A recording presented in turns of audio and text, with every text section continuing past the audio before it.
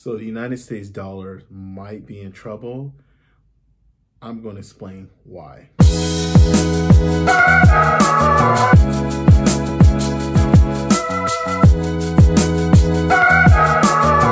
Hey, what's up guys? It's Rob here, back with another informative video. So in my previous video, I discussed that the United States and the West kicked Russia off the financial messaging system, and I also forewarned that there will be consequences of doing this. Well, lo and behold, we're starting to see the consequences real time right in front of our eyes, and it's completely unfolding. So I will discuss some of the things that are leading the charge for the potential decline in the United States dollar, and also I will give my blueprint of what I'm going to do to see if I can stave off this grave consequence. But before we get into it, do me a favor, just obliterate the like button, help out the almighty YouTube algorithm, and let's get straight into the video. All right, so a quick history lesson about the United States dollar. So back in the day, after 1945, after World War II, what came from that was two great superpowers, one being the United States and the other one being the Soviet Union. In 1944, there was a group of smart and really wealthy and white individuals that came together during this conference called the Bretton Woods Conference, and there they pretty much established a new world order where United States dollar will be the global reserve currency, and it was backed by gold. So everything was all good in the hood, right? Well, not exactly. Things changed in 1971. So arguably the worst president of all time, Richard Nixon, in 1971, he removed the United States dollars from the gold standard and replaced it with promissory notes. In doing so, this pretty much led to the money printer always being on, because now there's nothing to hold the United States government and the Federal Reserve from printing as much money as they want.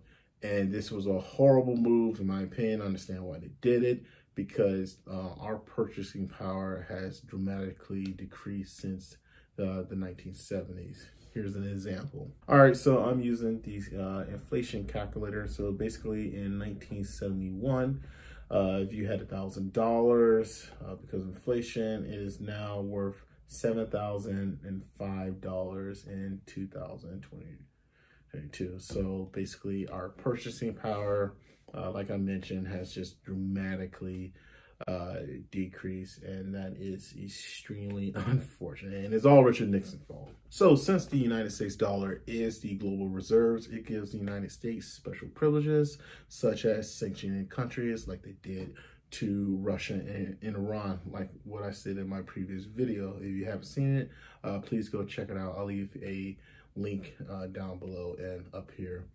But anyway, so United States and the West kicking Russia off the SWIFT system will have grave consequences in the future, due to the fact that established countries, rising countries, emerging markets, they see this and they're going to think, well, you know, why do we want to be at the whim of the United States and the West?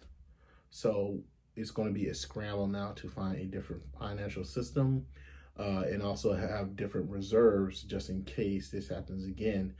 Additionally, as well, this will help cryptocurrency, because it's decentralized, and it will be able to remove itself from sanctions, like the way what happened to Russia. Well, all this accumulates to the current events, which really scares me. So according to multiple news articles, Saudi Arabia is now considering selling some of its oils to China in China's native currency, the yuan. Yuan, whatever. This is coming from news reports that after the West kicked Russia off the SWIFT system and sanctioned them, the United States was or it's been reported that the United States was considering to get into talks with Iran to purchase some of their oil. And this did not sit well with Saudi Arabia due to the fact that Iran and Saudi Arabia have been having beef for decades. This also comes off the fact that Saudi Arabia is pissed off at the United States for leaving Afghanistan. Additionally, as well, Saudi Arabia is seeing what happened to Russia and their oil, their sanctions on their energy. Saudi Arabia is kind of, they kind of don't want to have just United States dollars. And so, fun fact, I did not know this, but China is Saudi Arabia's largest or biggest trading partner. As you can see from this chart right here, they outpace the United States. Additionally, as well, China purchases at least 3 times as more energy from Saudi Arabia than the United States. So it would kind of make sense if China asked Saudi Arabia to purchase their products in their national currency, they may oblige to that. It would make sense. What I'm afraid of is that this will be a domino effect as other countries will start following suit and start using the Chinese currency as their global reserve.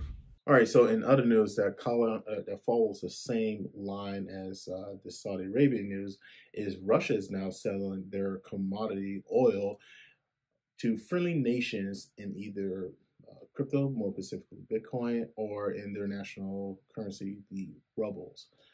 With that shocking news, no surprise, but Bitcoin shot up like 4%. So I don't know if you guys are starting to see the trend, but a lot of powerful nations and emerging nations, they are now trying to outmaneuver the United States dollars. And I think this could be like I mentioned before, this could be a huge issue, because if the United States dollar is no longer the global reserve, then what does that mean for the dollar? And what does that mean for all the debt that we have? No more countries not going to let us borrow any more money. I think we are definitely shooting ourselves in the foot, and we are, as Americans, are in a rude awakening for what's going to happen to us next. So it may be all, it may sound like all doom and gloom. However, though, just to go a little bit deeper into that report with China and Saudi Arabia, if Saudi Arabia does decide to sell their oil for the Chinese yuan, it's not going to be more than like 25% of like their total global reserve. So it's not that big of a deal right now. However, though, all it takes is that one step. Now, with all that being said, like, what am I doing to prepare for high inflations and possibly the decline of the United States dollar? Well, here's what I'm going to do. All right, so first and foremost, I am buying a lot of ammo. But then I am going to invest my money into well-known companies like Apple, Microsoft, and Google, due to the fact that if whatever happens in the world, these top brands, these top companies will be able to weather the storm and be able to adapt to changing times. So I would feel like my money is safe with them. Next, I will diversify my money in crypto. Right now, with the war in Ukraine, we are seeing a lot of positives and some negatives with crypto. So with the positive, we're seeing that a lot of people are donating crypto, specifically Bitcoin, to the Ukrainians for them to be able to purchase weapons to help defend themselves. But there's also a double-edged sword as well, because now the Russians are using crypto to bypass the sanctions. And 3, finally, I am going to invest in hard assets. Hard assets could be jewelry, it could be real estate. So my plan is to put more money into more real estate for the long term, of course, and then also jewelry. I'm hoping to buy a Rolex, hopefully one day. Overall, the game plan remains the same. You want to buy good assets at a good price, and you want to hold them for long term, so like 10 or 20 years. I just want to go back onto that real estate. As you guys have seen over the past couple of years, real estate just shot up because there's limited supply, limited land to build on. So, and people always need roof over their head. So I think real estate will always be a good choice. Additionally, as well, we cannot control geopolitics. We can only control what we can do as individuals. So that being said, we need to invest wisely, and we need to invest often. Oh, and let me mention, if you're interested in my real estate portfolio, I made a video. I'll link it in the description below up here. Also, I made a video on how to buy more assets and limit your liabilities. So check that video out as well. Well, thank you guys for watching my video. I appreciate each and every one of you guys. Just do me a quick favor, like, subscribe, do all the things. It will help me get picked up. And with that being said, to the next video. Peace.